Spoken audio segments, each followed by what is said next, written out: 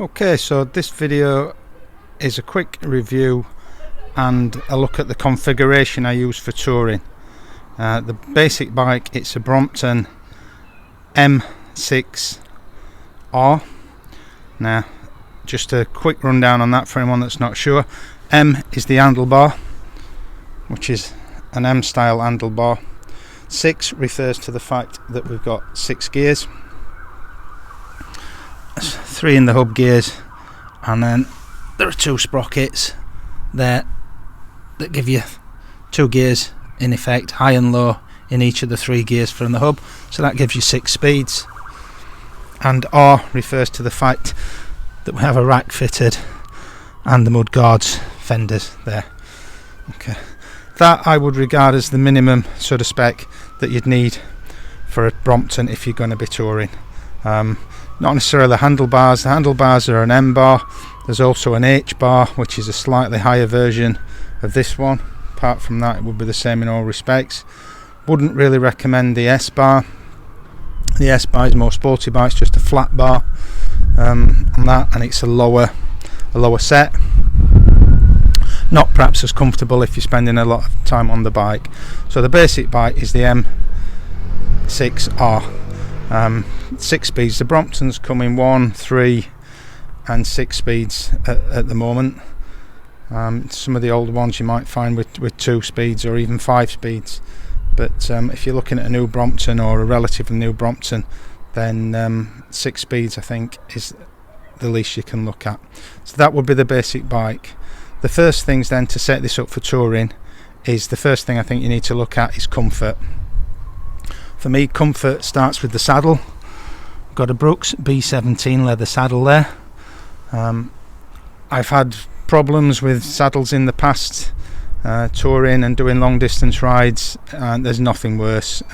That could spoil your fun on a tour and certainly bring it to an early end. So make sure you're comfortable on the saddle. The grips also, I've got Ergon GP2 grips fitted there, which gives you another hand position as well.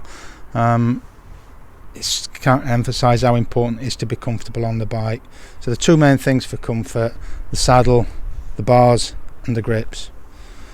Comfort as well in your riding, in that the gearing is 6 speed. This is the -12 on the gear ratios. If we're looking at the Bromptons, there are 3 different size chain rings you can get with the Brompton. The standard ring, the plus 12 and -12. This is the -12, so it's a 44 tooth chain ring, particularly when the bike's loaded up. Makes life a lot easier for getting up the hills. So that's the -12. While we're down at the crankset as well, we've got the quick release pedals fitted there. Not essential, but there are certainly advantages to them. A little bit lighter, and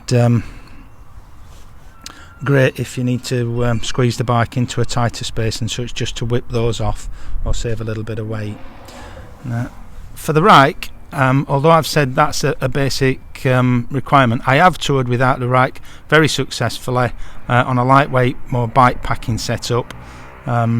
I'll cover that in the next video, where I'm going to look at the different sort of configurations for carrying the luggage, but this one is just the bike. You can tour without that. If you're touring light, then you don't necessarily need the rack. So that's that. So that's your basic comfort. And on that, then we're looking at reliability on the bike. Certain things that are important. One of the most important things I think for that is the tyres and for puncture proof. On the front I have Schwalbe Marathons, and on the bike it's the Schwalbe Marathon Plus. Now, it's perhaps a little bit unusual. Not many people use different tyres front to back. There's no disadvantages to that I can find. And the main advantage for me is I use the Marathon Plus on the bike, particularly on the 6 speed. It takes longer and it's a little bit more complicated to take the bike wheel off should you need to do that for a puncture or anything. The Marathon Plus is the most puncture proof tyre for the marathon, apart from a Tannis solid tyre, which I wouldn't consider. So that's why the Marathon Plus is on the bike. I go for the Marathon on the front, It's almost as puncture proof, not quite. It's a little bit cheaper and a little bit lighter, so in theory a little bit better performance and a little bit lighter on your pocket, so that's the reason for that. When we're looking there as well, you can see there I've got the dynamo hub. Now that's a Sun dynamo.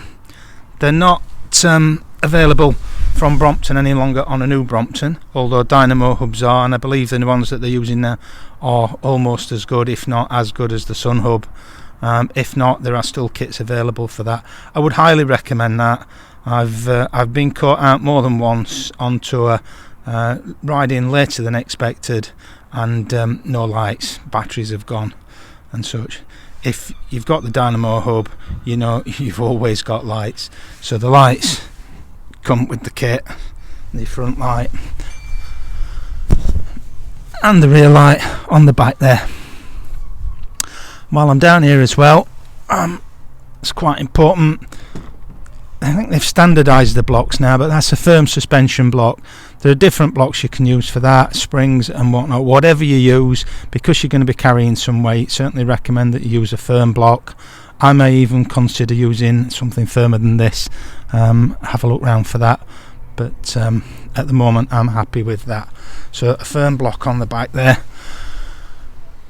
and that is basically it. That, for me, for some trial and error, is what I think is the best setup for touring on the Brompton. This one is a super light. That's not necessary at all. The reason I've gone for the super light is that it reduces the weight of the bike when packing it for airline carriage. Just helps me for travelling budget airlines. You've got a 20 or 25 kilo limit, and I can pack everything in with the Brompton by keeping the weight down a little bit, which is another reason why I went for the quick release pedals. So I just pop those off, pop them in my pocket when it's packed for travelling.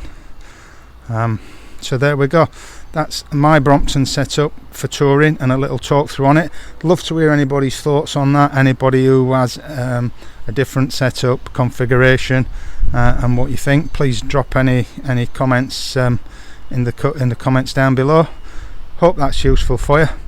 Please give us a thumbs up, helps me on the channel, and if you'd like to see more, consider subscribing. The next video that will be out will be a look at the different sort of configurations that I've used with the baggage, several different ways you can pack the Brompton for touring. Thanks till next time.